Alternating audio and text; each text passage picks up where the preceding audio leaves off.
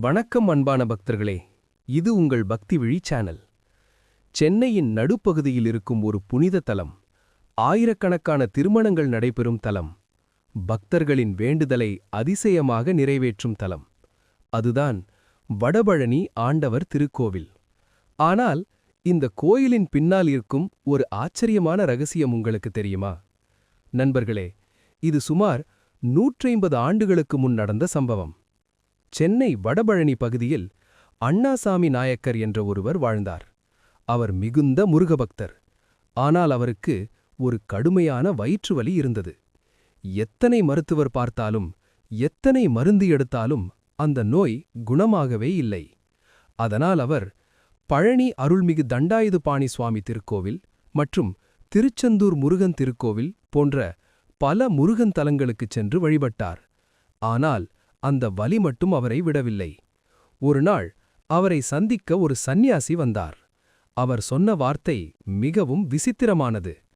"நீ வெளியூர் செல்ல வேண்டாம், முருகனை உன் வீட்டிலேயே வைத்து பூஜை செய்." இந்த வார்த்தை அண்ணாசாமியின் மனதில் ஆழமாக பதிந்தது. அண்ணாசாமி தனது வீட்டினருகே ஒரு சிறிய குடிசை கட்டினார். அதன் உள்ளே தண்டாயுதபாணி முருகன் உருவத்தின் வண்ணப்படத்தை வைத்து தினமும் தீபம் ஏற்றி வழிபடத் தொடங்கினார். ஒவ்வொரு நாளும் முழு மனதுடன், அழுகையுடன் அவர் முருகனை வேண்டிக் கொண்டார். சில நாட்கள் கழித்து அவரது வயிற்று வலி மெதுவாக குறைய ஆரம்பித்தது.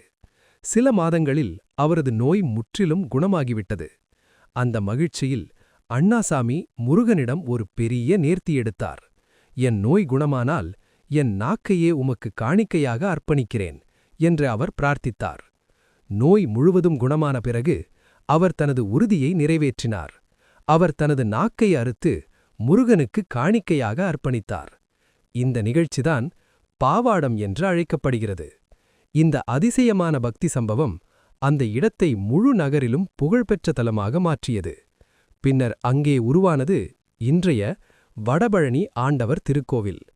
இன்று கூட அண்ணாசாமி நாயக்கரின் சமாதி அந்த கோயிலில் உள்ளது. பல பக்தர்கள் அவரை சித்தர் நிலை பெற்றவராக கருதி வழிபடுகிறார்கள். அண்ணாசாமி மறைந்த பிறகு அவரது சீடரான ரத்தினசாமி செட்டியார் அந்த இடத்தில் முருகன் சிலையை நிறுவினார்.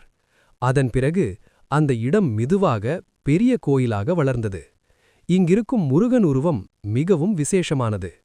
பாதணிகள் அணிந்த வடிவு, இடதிகால் முன்னே நிற்கும் நிலை, தாமரை பீடத்தின் மீது நிற்கும் திருவுரு. இந்த வடிவம் செல்வவளம் தரும் திருவருள் என்று பக்தர்கள் நம்புகிறார்கள். பழனி செல்ல முடியாதவர்களுக்கு ஒரு பெரிய நம்பிக்கை உருவானது. வடபழனி வழிபாடு செய்தால் பழனி முருகன் அருள் கிடைக்கும் என்ற நம்பிக்கை. அதனால்தான் இன்று ஆயிரக்கணக்கான திருமணங்கள் இந்த கோயிலில் நடைபெறுகின்றன. திருமணத் தடை நீங்க, வேலை கிடைக்க, குழந்தை பெற, நோய் குணமாக பக்தர்கள் இங்கு வந்து வேண்டுகிறார்கள். பலருக்கு அதிசயமான பலன் கிடைத்ததாக அவர்கள் கூறுகிறார்கள்.